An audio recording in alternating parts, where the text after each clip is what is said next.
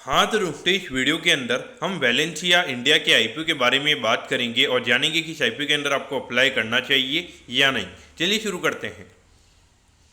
तो देखिए, सबसे पहले हम ये जानेंगे कि ये कंपनी क्या काम करती है। देखिए, जो कंपनी है 2017 में ये कंपनी स्टार्ट हुई है, यानी कि ऑलमोस्ट अगर हम बात करेंगे तो 7 से 8 साल ये कंपनी को स्टार्ट हुए हो चुकी हैं। तो देखिए, जो कंपनी अलग अलग तरीके के काम में यहाँ पे ये कंपनी हमको यहाँ पे करती हुई नजर आती है। जिसमें अगर हम कंपनी के पहले अगर हम काम की अगर हम बात करेंगे तो अलग अलग तरीके के जो भी यहाँ पे रेसिडेंशियल अपार्टमेंट, बंगलोज, मॉल्स और जो मल्टीप्लेक्सेज वगैरह होते हैं वो ये कंपनी में यहाँ पे बनाती हुई नजर आती है। उसके अलावा अगर हम बात करेंगे तो फूड और जो नॉन फूड प्रोडक्ट्स होते हैं तो उनके रिगार्डिंग इंपोर्ट एंड एक्सपोर्ट का काम भी हमें यहाँ पे कंपनी करती हुई नजर आती है। और उसके अलावा यहाँ पे जो एग्रो कमोडिटीज होती है और एफएमसीजी वगैरह के जो प्रोडक्ट्स होते हैं उसके नाम यहाँ पे कंपनी ट्रेडिंग करती हुई नजर आती है, यानी कि इसका बाइंग और सेलिंग ये कंपनी में यहाँ पे करती हुई नजर आती है।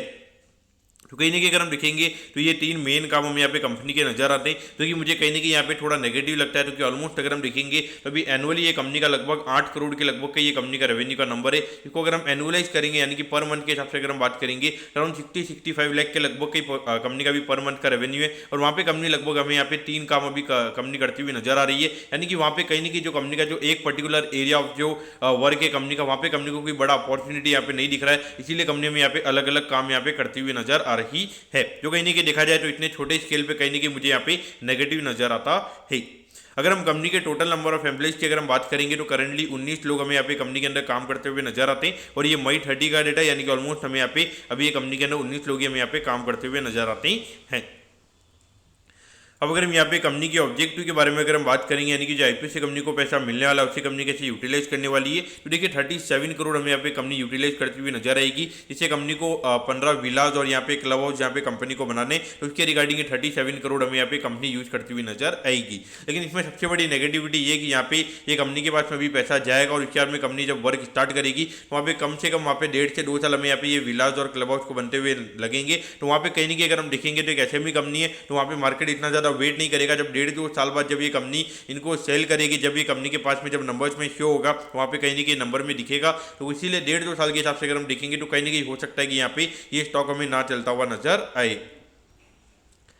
अब अगर हम कंपनी के फाइनेंशियल्स के बारे में अगर हम बात करेंगे तो देखिए 2022 में लगभग 4 करोड़ 19 लाख के लगभग हमें यहाँ पे कंपनी का रेवेन्यू का नंबर यहाँ पे नजर आता है। क्योंकि अगर हम 2024 वाले फाइनेंशियल ईयर एंडिंग में अगर हम बात करेंगे तो ये नंबर 7 करोड़ 11 लाख के लगभग हमें यहाँ पे नजर आता है। और अभी 9 महीने में अगर हम देखेंगे तो अराउंड 5 करोड़ 56 लाख के लगभग का रेवेन्यू ऑलरेडी यहाँ पे कंपनी ने कर लिया है, जो कि इंडिकेट कर रहा है कि लगभग एनुअलाइज टर्म में लगभग यहाँ पे 7.5 से 8 करोड़ के लगभग का एनुअल रेवेन्यू हमें यहाँ पे कंपनी का होता हुआ नजर आ सकता है। अगर हम प्रॉफिटेबिलिटी की बात करेंगे तो अराउंड 25 लाख से हमें यहाँ पे ये नंबर 1 करोड़ 94 लाख के लगभग यहाँ पे होता हुआ नजर आया है। और अभी यहाँ पे 3 क्वार्टर में अगर हम देखेंगे तो 1 करोड़ 54 लाख के लगभग का प्रॉफिट हमें यहाँ पे नजर आता है, जिसको अगर हम एनुअलाइज करेंगे लगभग 2 CR से 2 करोड़ 10 लाख के लगभग का एनुअल प्रॉफिट हमें यहाँ पे ये कंपनी का होता हुआ नजर आ सकता है। तो कहीं ना कहीं अगर हम देखेंगे तो इतने छोटे नंबर पे, लेकिन कहीं ना कहीं ये कंपनी रेसिडेंशियल अपार्टमेंट वगैरह ये कंपनी बनाने का काम करती है, मल्टीप्लेक्सेज वगैरह। और उसके बाद में ये 3 काम के बाद में भी हार्डली 8 करोड़ के लगभग ये जो कंपनी का रेवेन्यू का नंबर है वो कहीं ना कहीं हमें यहाँ पे नेगेटिव नजर आता है।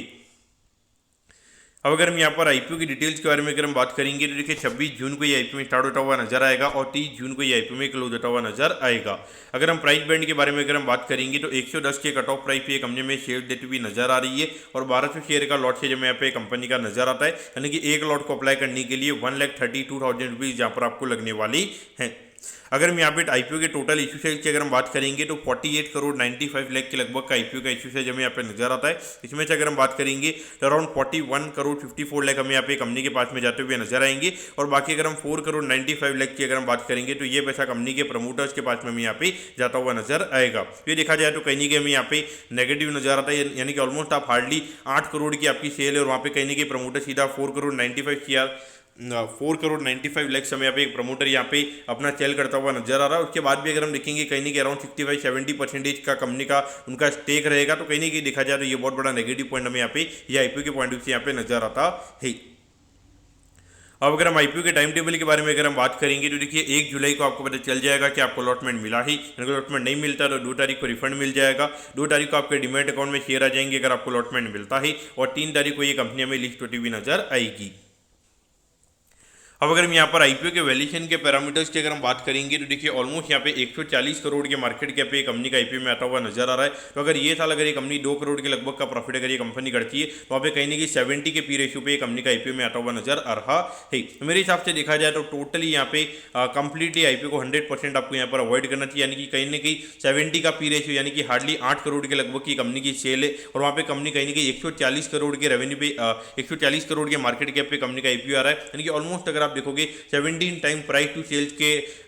वैल्यूएशन पे अगर ये कंपनी का आईपीओ आएगा तो वहाँ पे कहीं ना कहीं काफी ज्यादा एक्सपेंसिव वैल्यूएशन पे कंपनी का आईपीओ में आता हुआ नजर आ रहा है। और एक बहुत बड़ा नेगेटिव फैक्टर अगर आप देखोगे 8 करोड़ की सेल तक प्रमोटर यहाँ पर अपनी कंपनी को लेकर गए और वहाँ पे सीधा लगभग 5 करोड़ के शेयर वो अपने आईपीओ में यहाँ पे बेच रहे हैं। वो कहीं ना कहीं देखा जाए तो मेरे हिसाब से तो यहाँ पे 100% ये आईपीओ को अवॉइड ही करना सही रहेगा। और मुझे लगता है कि कहीं ना कहीं जिस तरीके से इतने ज्यादा नंबर ऑफ आईपीओज है वहाँ पे कहीं ना कहीं इतना ज्यादा मार्केट को ये आईपीओ के रिगार्डिंग इंटरेस्ट नहीं रहेगा। मुझे लगता है कि कहीं ना कहीं यहाँ पे आईपीओ के क्या कहते हैं कि पोस्टपोन होने के भी चांसेस मुझे यहाँ पे पर्टिकुलरली यहाँ पे नजर आते हैं, क्योंकि ऑलमोस्ट 40 करोड़ में से अगर हम देखेंगे 30 करोड़ के जो शेयर है वो कहीं ना कहीं हमें यहाँ पे पब्लिक के पास में जाते हुए नजर आएंगे और 30 करोड़ का भी कहीं ना कहीं यहाँ पे पब्लिक की तरफ से डिमांड आना कहीं ना कहीं थोड़ा यहाँ पे मुश्किल रहेगा। हो सकता है कि भले मार्केट अच्छा हो जाए तो 5% के प्रीमियम पे ये कंपनी खुल जाएगी, लेकिन अगर बाई चांस अगर मार्केट में कोई भी नेगेटिविटी होती है तो 20 से 30% के डिस्काउंट पे भी कंपनी में खुलती हुई नजर आ सकती है। तो पॉइंट ऑफ व्यू से अगर आप देखोगे